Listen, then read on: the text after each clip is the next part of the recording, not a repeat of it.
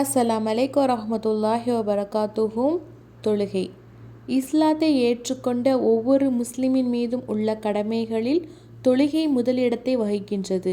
திருமறை குர்ஆனிலும் நபி ஸல்லல்லாஹு அலைஹி வஸல்லம் அவர்களின் பொன்மொழியிலும் தொழுகைக்கு வழங்கப்பட்டுள்ள அளவுக்கு வேறு எதற்கும் முக்கியத்துவம் வழங்கவில்லை.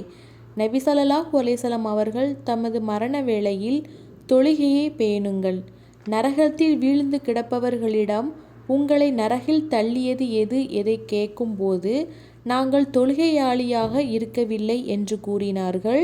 தொழுகையின் முக்கியத்துவம். தொழுகை இஸ்லாத்தின் ஐம்பெரும் கடமைகளில் ஒன்றாகும். அது முஸ்லிமான ஆண் பெண் ஒவ்வொரு மீதும் கட்டாய கடமையாகும். இதை பற்றி அல்லாஹ் கூறுகின்றான், தொழுகையை நிலைநிறுத்துங்கள். அல் குர்ஆன்ல 30வது அத்தியாயம் 31வது வசனம்.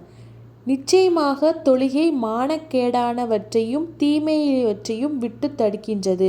அல் குர்ஆன்ல 29வது அத்தியாயம் 45வது வசனம்.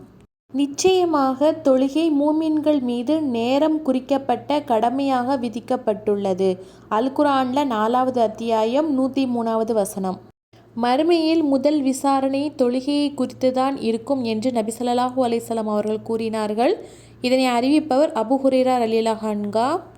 குழந்தைகள் 7 வயதை அடையும் போது தொழும்படி ஏவுங்கள்.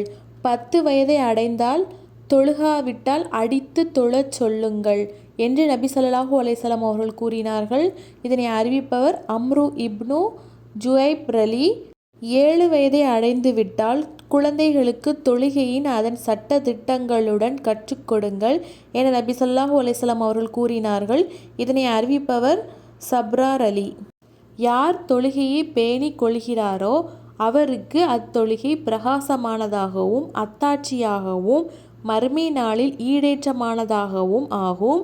மேலும் யார் அத்தொழுகையை பேணிக் கொள்ளவில்லையோ அவருக்கு அத்தொழுகை பிரகாசமாகவோ அத்தாட்சியாகவோ ஈடேற்றமானதாகவோ இருக்காது. மாறாக அவர் மறுமை நாளில் ஹாரூன், ஃபிரவுன், ஹமாம், உபை பின் ஹலப் ஆகியோருடன் இருப்பார் என நபி ஸல்லல்லாஹு அலைஹி வஸல்லம் அவர்கள் எச்சரித்துள்ளார்கள்.